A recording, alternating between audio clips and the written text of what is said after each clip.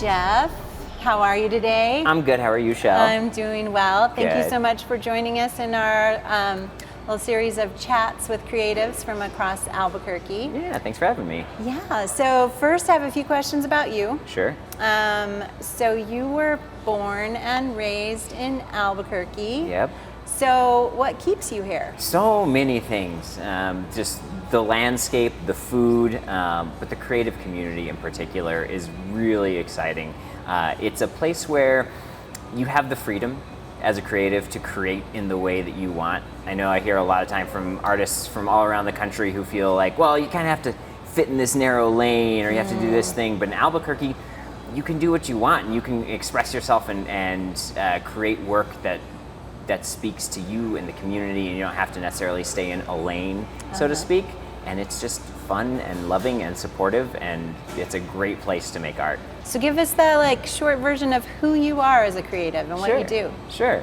Well, as a artist, I'm a theater artist, so I do some acting and directing, sometimes designing, but mainly acting and directing. And so I love to create work that's collaborative, right? And all theater is inherently collaborative, but my favorite kind of stuff is work that's created by an ensemble of artists who see it from idea inception all the way through final production, and especially work that is immersive or interactive in some way that doesn't pretend the audience isn't there. Yeah. That is my favorite kind of theater to do.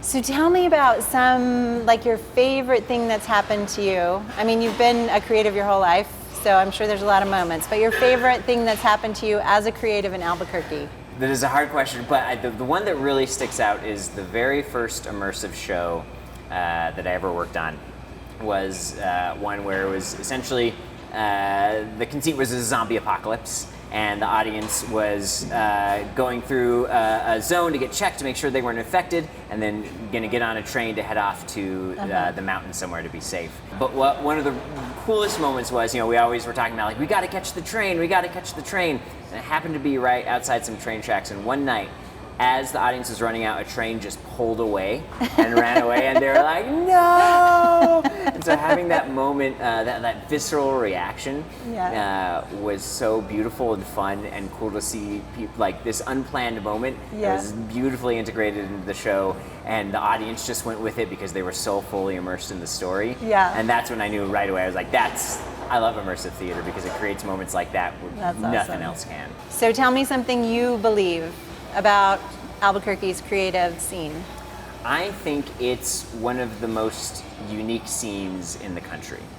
You can any given week you can see local artists in Albuquerque Art Walk who have these amazing work that they're selling at a really accessible price, right? And so my house is full of art that I've gotten from Art Walk. Or you can go see, what people might consider more traditional theater, or you can go check out an immersive play, or you can go see a show at a brewery, or you can go check out a local music show at a small venue where the energy really builds, or you can see a show in a giant concert hall. And what's really cool about it, and I talked about this earlier, is that it's all very unique to Albuquerque. Well, I love to go see local plays, local bands play. I love to go see local art galleries, and that's always really inspiring, is seeing what other local creatives are creating and what they're inspired by is always an inspiring process for me. Okay, so this is the lightning round. Yeah.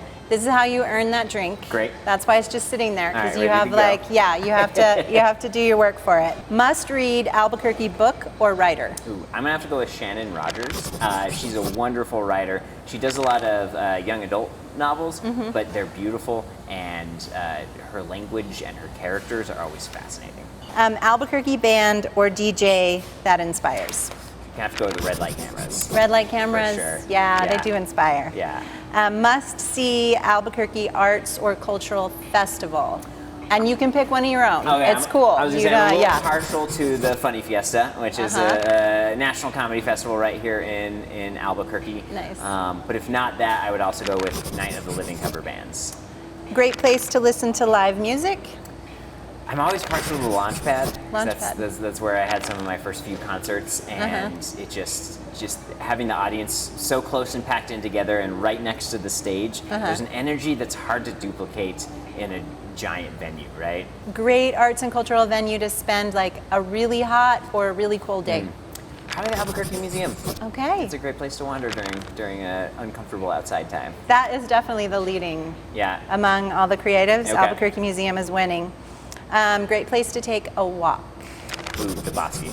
Okay. Yeah. Also a favorite. Favorite local food or restaurant that inspires and fuels your creativity. Let's go with the Cosmos restaurant.